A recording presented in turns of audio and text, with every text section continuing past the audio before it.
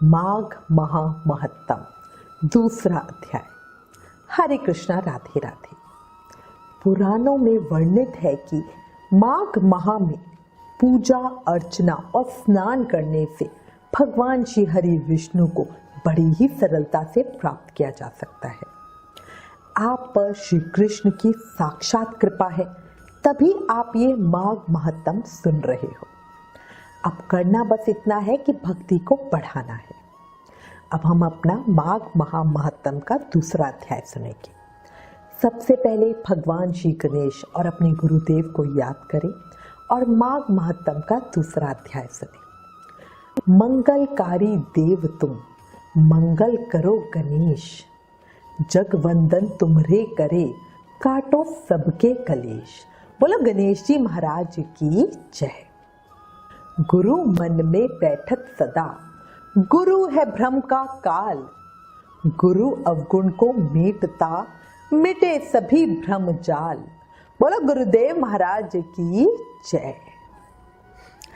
माघ महा महत्तम के प्रथम अध्याय में हमने सुना कि सभी ऋषि सूत जी महाराज से माघ महत्तम सुनाने की प्रार्थना कर रहे हैं और सूत जी महाराज ने माघ महत्तम सुनाते हुए अपने गुरु व्यास देव जी द्वारा सुनाया हुआ राजा दिलीप का एक प्रसंग सुनाया, जिसमें राजा दिलीप शिकार ढूंढते हुए वन में एक तपस्वी से मिले और उनसे माघ स्नान का महत्व बताने की प्रार्थना की। अब आगे राजा के मीठे वचन सुनकर वो तपस्वी कहने लगे, हे राजन, भगवान सूर्य बहुत शीघ्र उदय होने वाले हैं, इसलिए ये समय हमारे लिए स्नान का है, कथा का नहीं। सो आप स्नान करके अपने घर को जाओ और अपने गुरु श्री वशिष्ठ जी से इस महत्तम को सुनो। इतना कहकर वे तपस्वी सरोवर में स्नान के लिए चले गए और राजा भी विधि पूर्वक सरोवर में स्नान करके अपने राज्य को लौटा और रानीवास में जाकर तपस्वी की सब कथा रानी को सुनाई। सूत जी ने श्री व्यास देव जी से पूछा, हे गुरुदेव, कृपया बताएं कि राजा दिलीप ने अपने गुरु वशिष्ठ जी से क्या प्रश्न किया और उनके गुरुदेव ने उन्हें क्या उत्तर दिया। सो सब मुझे कहिए। व्यास जी कहने लगे, हे सूत जी, राजा दिलीप ने रात्रि को सुख से सोकर प्रातः समय ही अपने गुरु वशिष्ठ जी के पास जाकर उनके चरणों को छूकर प्रणाम करके तपस्वी के बताए हुए प्रश्नों को बहुत नम्रता से पूछा और कहा, गुरुजी, आपने हमेशा मेरा मार्गदर्शन किया है। मुझे आपने आचार, दंड, नीति, राज्य, धर्म, चारों वर्णों के चारों आश्रमों की क्रियाएं, दान और उनके विधान, यज्ञ और उनकी विद्याएं, व्रत, उनकी प्रतिष्ठा तथा भगवान विष्णु की आराधना अनेक प्रकार से विस्तार पूर्वक बतलाई है। अब मैं आपसे माघ मास के महत्तम को सुनना चाहता हूँ। सो हे तपोधन, नियम पूर्वक इसकी विधि मुझे समझाइए। गुरु वशिष्ठ जी कहने लगे, हे राजन, तुमने दोनों लोकों के कल्याणकारी, वनवासी तथा गृहस्थियों के अंतकरण को पवित्र करने वाले माघ मास के स्नान का बहुत सुंदर प्रश्न पूछा है। अब मैं तुम्हें माघ स्नान का फल बताता हूँ, ध्यान पूर्वक सुनो। जो लोग होम, यज्ञ तथा इष्ट पूर्ण कर्म, मतलब जो अग्नि होम करना होता है, कुआं तालाब खुदवाना होता है या बगीचा लगवाना होता है, ये सभी शुभ कर्म किए बिना ही उत्तम गति को प्राप्त करना चाहते हैं, वो माघ मास में प्रातः काल घर से बाहर के जल में स्नान करें। मकर राशि के सूर्य के आने पर माघ मास में स्नान का फल गौ, भूमि, तिल, वस्त्र, स्वर्ण, अन्न, घोड़ा आदि दानों तथा चंद्रायण और विभिन्न व्रतों आदि से भी अधिक होता है। वैशाख में जल और अन्न का दान उत्तम है।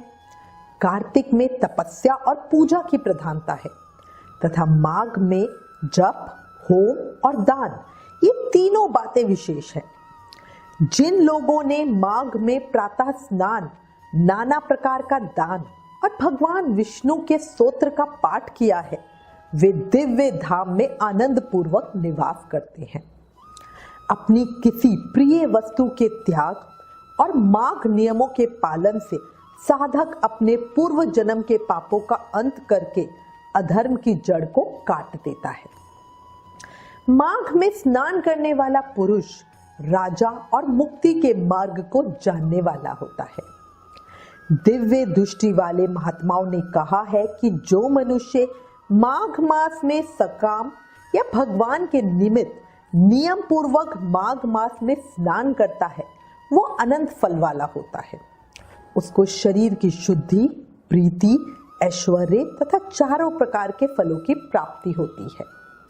अदिति ने 12 वर्ष तक मकर संक्रांति में अन्न त्याग कर स्नान किया। इससे तीनों लोकों को उज्जवल करने वाले 12 पुत्र उत्पन्न हुए। माघ में स्नान करने से ही रोहिणी, सुभगा, अरुंधति दानशीलता हुई और इंद्राणी के समान रूपवती होकर प्रसिद्ध हुई।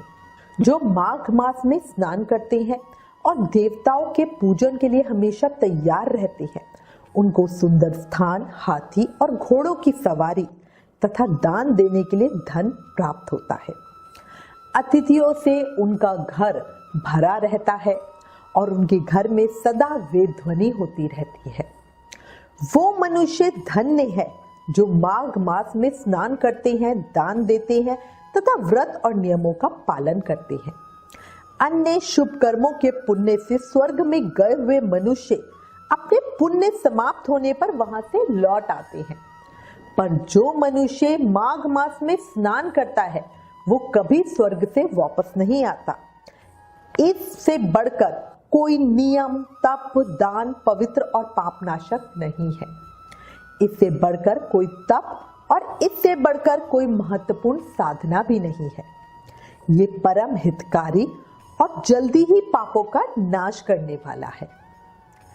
एक समय महर्षि भृगु ने मणि पर्वत पर विद्याधर से कहा था, जो मनुष्य माघ के महीने में जब उषा काल की लालिमा बहुत अधिक हो, गांव से बाहर नदी या पोखर में रोज स्नान करता है, वो पिता और माता के कुल की 7 पीढ़ियों का उद्धार करके स्वयं देवताओं के समान शरीर धारण कर स्वर्गलोक में चला जाता है। ये सब सुनकर राजा दिलीप ने अपने गुरु श्री वशिष्ठ जी से पूछा, हे गुरु जी, कृपया ये बताएं कि ब्रह्म ऋषि भृगु जी ने किस समय मणि पर्वत पर विद्याधर को धर्मोपदेश किया था। ये सब सुनने की मेरी बड़ी इच्छा है। इस पर श्री वशिष्ठ जी बोले, हे राजन, प्राचीन काल में एक समय 12 वर्षों तक वर्षा नहीं हुई। इससे प्रजा त्राही त्राही करती हुई 10 दिशाओं में चली गई। उस समय हिमालय और विंध्या पर्वत के बीच का प्रदेश खाली हो गया। यज्ञ, हवन, जप और वेदाध्ययन आदि सब बंद हो गए। समस्त लोकों में उपद्रव होने लगा। धर्म का तो लोप सा ही हो गया। भूमंडल पर फल, मूल, अन्न और पानी की बहुत कमी हो गई। उस समय नर्मदा नदी के तट पर महर्षि भृगु का आश्रम था। वे अपने आश्रम से शिष्यों सहित निकलकर हिमालय पर्वत की शरण में गए। वहां कैलाश गिरी पर्वत के पश्चिम में मणिकूट नाम का एक पर्वत था, जो सोने और रत्नों का बना हुआ है। उस परम रमणीय पर्वत को देखकर अकाल पीड़ित महर्षि भृगु का मन बहुत प्रसन्न हुआ और उन्होंने वहीं अपना आश्रम बना लिया। इस पर्वत की चोटी नीली और नीचे का हिस्सा सुनहरी होने से सारा पर्वत पीतांबरधारी श्री भगवान के समान लगता था। पर्वत के बीच का भाग नीला और बीच बीच में कहीं कहीं सफेद स्फटिक होने से ऐसा लगता था जैसे तारों से युक्त आकाश हो। रात के समय ये पर्वत दीपकों की तरह चमकती हुई दिव्य औषधियों से भरा ऐसा लगता था जैसे कोई चमचमाता महल हो। वो पर्वत नीलम, पन्ना, पुखराज तथा इसकी चोटी से निकली हुई रंग बिरंगी किरणों से इंद्रधनुष के समान लगता था। स्वर्ण आदि सब धातुओं से तथा चमकते हुए रत्नों से चारों ओर फैली हुई अग्नि ज्वाला के समान शोभायमान होती थी। माघ मास महत्तम अध्याय द्वितीय समाप्तम। कल माघ महामहत्तम के अध्याय 3 में आगे की कथा सुनेंगे।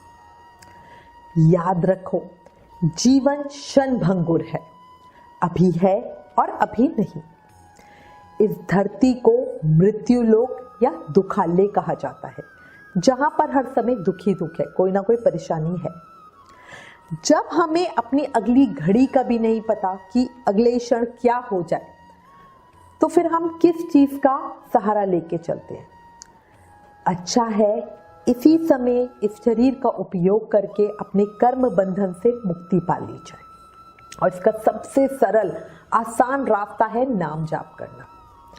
याद रखो, कलयुग केवल नाम आधारा, सिर्फ नाम जाप करके भक्ति, प्रेम, मुक्ति, शक्ति सब पाया जा सकता है। इसलिए प्रेम से, मन से, भाव से हर सांस के साथ जाप करते रहो।